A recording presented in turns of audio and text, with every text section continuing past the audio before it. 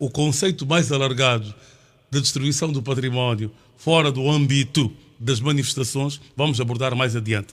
Neste capítulo inicial do nosso programa, deputado Milonga Bernardo, o MPLA, partido maioritário, que suporta o governo proponente desta lei, naturalmente votou a favor, ao lado do PRS, da FNLA e do Partido Humanista. Qual a sua apreciação, primeiro, sobre as apreensões geradas por causa desta lei, mesmo antes dela ter sido aprovada? Muito obrigado pela palavra, Alves Fernandes, e permita-me também, depois de ouvir os primeiros dois colegas de painel, fazer uma breve incursão e até também para pedir aqui uma certa elevação no debate, e já que estamos a falar também de civismo, não é? E não parece ser cívico sequer fazer-se, por mais que não gostemos ou não tenhamos simpatia com o titular do Poder Executivo, mas não é cívico dizer suposto titular do Poder Executivo. Portanto, nós temos um titular do Poder Executivo com respaldo legitimado pela vontade da maioria dos angolanos. Era importante fazer aqui esta parte. Depois, dar também a seguinte nota. Então, estamos de acordo. Estamos de acordo que se, eventualmente, em todas as manifestações, nunca ocorreram situações de vandalização de bem público, então estamos de acordo que as liberdades decorrentes das manifestações, quer os promotores, quer os participantes, poderão continuar a exercer esse seu direito, essa sua liberdade, essa sua garantia fundamental, porque eles fazem-no no estrito cumprimento da Constituição e da lei. Nestes termos, Alves, me parece que o alarido aqui, por parte de quem promove manifestação, quer seja política ou de cariz social, é um alarido infundado. Talvez porque, inicialmente, por conta de algum discurso, de alguma narrativa política, tenha-se passado uma mensagem enviesada, porque não me parece que se o dado é exatamente este, que nunca houve sequer a vandalização de algum bem público, e até porque o direito penal funda-se em provas bastantes, prova material, ou seja, não basta o indício ou a probabilidade, é preciso provar materialmente. Então nós estamos a discutir o quê? Por que dessa apreensão? Se a aplicação da norma tem de ser fundada num dado que é provado materialmente. Mas essa está questão aqui a dizer, não retira a pergunta inicial, Milonga.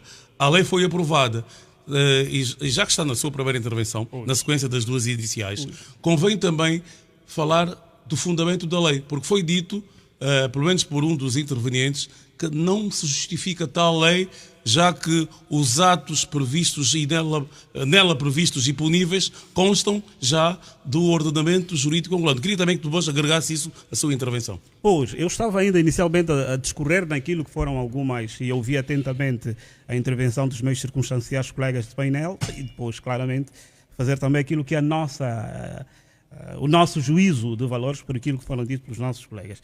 Portanto, nestes termos, então, estamos de acordo que o exercício da liberdade de manifestação, que é um exercício decorrente das grandes vitórias da civilização humana, amplamente materializadas naquilo que os franceses denominaram liberté, égalité e fraternité no século XVIII, deverão continuar a ocorrer no nosso país tal como ele ocorre. Porque até temos cá no painel um dos colegas que me parece que participa em manifestações e daquilo que trouxe não haverá aplicação nenhuma ao continuarem a manifestar tal como o fazem. Relativamente à questão que agora coloca, nós entendemos claramente que há motivo bastante para que efetivamente pudesse-se regular um determinado comportamento que se estava a normalizar na nossa sociedade. É importante dizer isso. Tem estado a se normalizar a vandalização de bem público, ao ponto de, em termos situações de indivíduos que estão a vandalizar bem público, inclusive publicitam. Quer dizer, Isto num Estado de direito e democrático e num Estado civilizado não é normal. Porque quem está a praticar o mal, regra geral, quer esconder-se, não quer ser visto. Mas não, nós temos inclusive aqui situações que as pessoas gravam e depois publicitam-se nas redes sociais. Isto não é normal. E se há um fenómeno social, há um facto social que determinadas disposições legais não conseguem, digamos, cumprir a função social da pena, que é a prevenção geral e a prevenção especial, impõe-se claramente que o legislador tome determinadas medidas.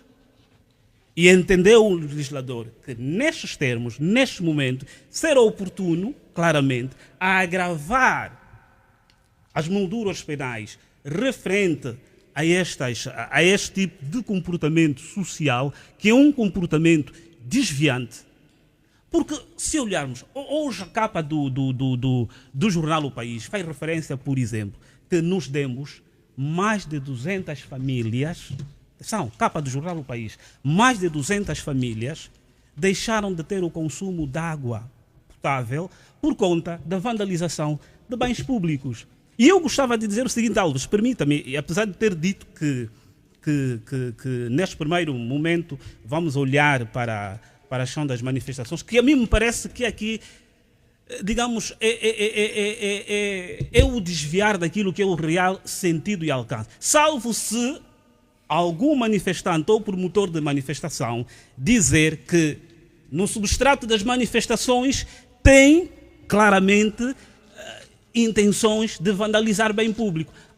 Se assim for, claramente também tem que ter consciência que o direito, a liberdade de manifestar-se não é superior a outros direitos e a outras liberdades. Aliás, ao manifestante e ao promotor da manifestação, sobre si recaem também determinados deveres, determinadas responsabilidades. A manifestação de per si não é um tapete estendido para que o manifestante faça aquilo que bem lhe aprovier, desrespeitando, atentando contra garantias. Só um detalhe, portanto, está a dizer que o foco desta lei não são as manifestações. Não são, claramente que não são. É a prevenção e repressão dos atos de vandalismo de bens públicos. Aliás, eu penso que se colocarmos na balança eventuais situações em que as manifestações terão lesado o bem público e situações não decorrentes de manifestações, obviamente que a balança irá pender para comportamentos que atentaram contra bem público, que maioritariamente não são de manifestações. Vemos a questão o esforço econômico, que é dinheiro de todos nós contribuímos para a questão das linhas de transporte de alta tensão. Vemos a questão dos comboios, eu não sei como é que se chama aquilo tecnicamente, e sei que nessa altura, por exemplo, o comboio que de Luanda para até Malanje e em diante está com limitação. Está com limitação. Nós poderíamos um dia aqui ter problemas de uma sinistralidade com o que é que seria um comboio, por exemplo, descarrilar, porque um cidadão foi retirar aí o parafuso ou que meio, enfim. Aliás, já houve descarrilamento de comboio, só que felizmente não tivemos danos humanos porque era um comboio que levava combustível, mas obviamente teve custos para o Estado. E se nós exigimos, e é legítimo que os cidadãos exijam que o Estado construa infraestruturas. Isso é roubo, Carlos. Não é vandalizar o bem público? É roubo. Não é vandalizar? É roubo. Mas, Carlos, então se você vai tirando e aquilo, esse roubo não pode se enquadrar na ronda, em vandalização. Meus senhores, Então deixa-me na ronda inicial do nosso programa, por uma questão até de cada um poder apresentar o seu raciocínio, não vamos interromper. Não, agora deixa-me só ajudar o Carlos. O que é vandalizar, Carlos? Vandalizar é nada mais do que destruir ou danificar propriedade alheia. Se você retira, destruindo, é vandalizar o pau. Muito bem. Esse auto de roubar... Isso não é destruído. Não, esse auto de não roubar... é destruído, isso é vendido. Não, mas destruir não tem valor económico. Também, mas você vandalizou o Carlos. Se destruir não tem valor económico. Carlos, há de chegar a sua vez de usar da palavra. Carlos busca as definições mais básicas do que é vandalizar e vai perceber que terá de corrigir aquilo que é o seu conceito inicial do que é vandalismo. Milonga Bernardo, desculpa interrompê-lo. Carlos, tem que deixar os convidados falar. Na primeira intervenção, por favor, também é um vandalismo que está aqui a acontecer. Vamos deixar que cada um exponha as suas ideias na primeira ronda. Depois todos apresentarem a sua primeira intervenção. Vamos começar o debate. Deputado Milonga, quero concluir o seu raciocínio. Sim, para terminar é importante de facto dizer que o sentido da oportunidade está atrelado naquilo que tem sido um investimento significativamente que o Estado tem estado a fazer para a prossecução do bem público e que impõe-se claramente que esses bens sejam mantidos para que todos nós possamos usufruir e que o esforço financeiro subsequente fossem direcionados para outros investimentos e não para investimentos que já foram feitos e que, infelizmente, a maioria do cidadão deixa de poder usufruí-lo porque o Milonga decidiu que deve vandalizar, por exemplo. Que direito tem o Milonga de fazer isso? O Milonga não é mais cidadão do que o cidadão que devia, por exemplo, usufruir do comboio, que devia, por exemplo, usufruir da água. Muito bem.